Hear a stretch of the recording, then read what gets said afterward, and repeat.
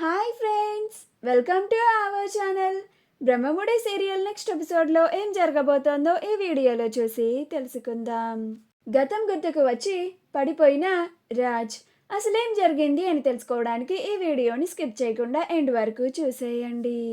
రాహుల్, రుద్రాణిలు ఇద్దరు కలిసి ఎలాగైనా పార్టీ జరగకుండా ఆగిపోవాలి అని అక్కడ పవర్ సప్లైనంతా ఆపేస్తే అప్పుడు అర్ధాంతరంగా పార్టీ ఆగిపోతుందని, అప్పుడు కళ్యాణ్ అప్పులు చెప్పే కథ వాళ్ళు కూడా ఆపేస్తారు అని, అప్పుడు రాజ్కి గతం గుర్తుకు రాదు అని ఒక ప్లాన్ వేసి మరి ఇద్దరు కలిసి పవర్ని కట్ చేయడానికి మెయిన్ ఫ్యూజ్ ఎక్కడుందో వెతుకుతూ ఉంటారు. యామిని కూడా పవర్ని కట్ చేయడానికి వస్తూ ఉంటుంది.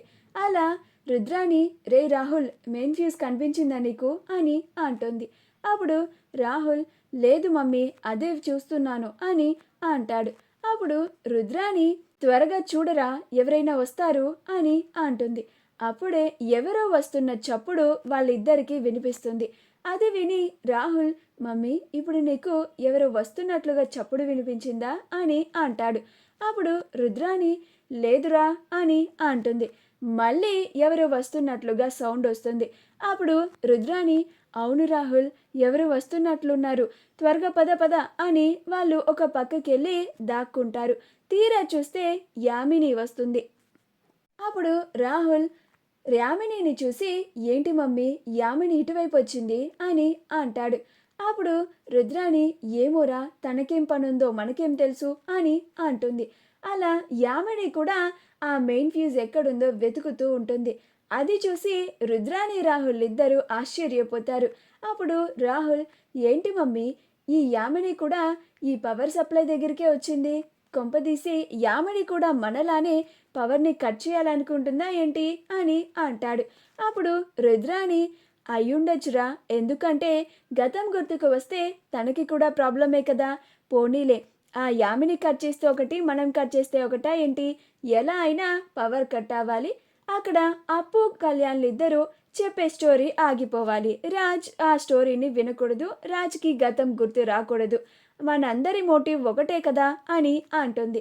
అప్పుడు రాహుల్, అవును మమ్మీ, మనం ఈ యామినితో చేతులు కలిపి రాజ్కి గతం గుర్తు రాకుండా, అలాగే ఆ కావ్య, అప్పు, కళ్యాణ్లు చేసే ప్లాన్లన్నీ ఫెయిల్ అయ్యేలాగా చేద్దాము అని అంటాడు. అప్పుడు రుద్రాణి, వద్దు రాహుల్, ఈ యామినితో మనం అప్పుడే చేతులు కలపద్దు, సమయం వచ్చినప్పుడు చూద్దాం అని అంటుంది. అప్పుడు రాహుల్, అదేంటి మమ్మీ, ఆ యామిని మనం ఒకేలాగా ఆలోచిస్తున్నాం కదా, ఆ యామినికి రాజ్ కావాలి, మనకి రాజ్ వద్దు అంటే ఆ యామిని మన ఎనిమి, కావ్యకి ఎనిమే కదా మమ్మీ, అంటే మనము అను ఆ యామిని ఫ్రెండ్స్ అవ్వాలి కదా అని అంటాడు. అప్పుడు రుద్రాణి, నువ్వు కాసేపు నోరు మూసుకొని ఉండరా, ఆ యామిని ఏంటి ఇంతసేపు చేస్తోంది పవర్ కట్ చేయడానికి అని అంటూ ఉంటుంది.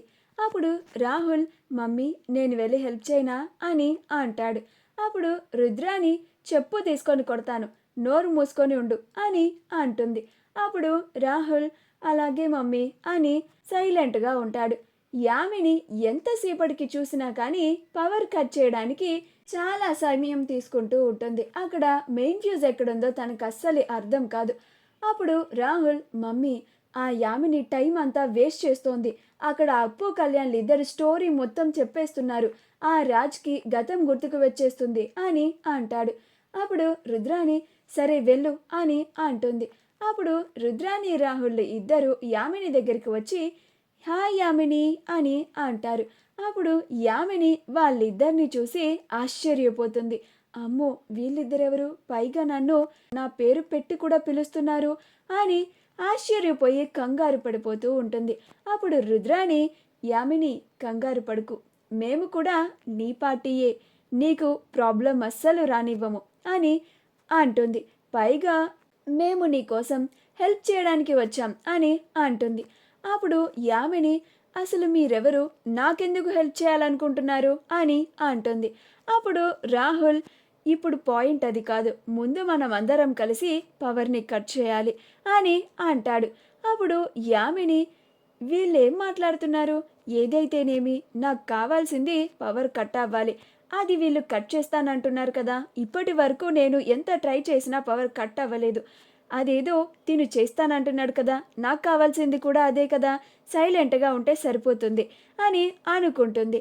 అప్పుడు రాహుల్ వచ్చి పవర్ సప్లైని కట్ చేస్తాడు. పార్టీలో అందరూ ఓ ఏంటి పవర్ కట్ అయిపోయింది అని అందరూ ఒక్కసారిగా డిసప్పాయింట్ అవుతారు.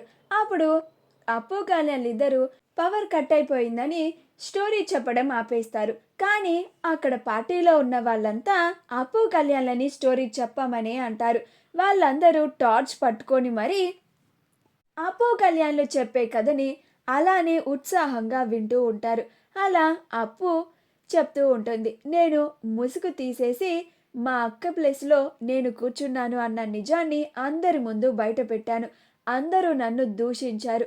అప్పుడు కళ్యాణ్, అవును నేను కూడా అప్పుని ఆ రోజు చాలా అపార్థం చేసుకున్నాను.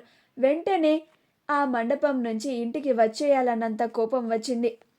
కానీ మా కుటుంబంలో వాళ్ళంతా నన్ను బలవంతంగా ఒప్పించారు. అప్పుడు అప్పు కూడా సేమ్ నా పరిస్థితి కూడా అంతే. మా ఇంట్లో వాళ్ళందరూ మా ఇంటి పరువు పోకూడదని నన్ను కూడా బలవంతంగా ఈ పెళ్ళికి ఒప్పించారు. అలా మేమిద్దరం పెళ్లి పీటల మీద ఎవరికి ఇష్టం లేకుండానే కూర్చున్నాము.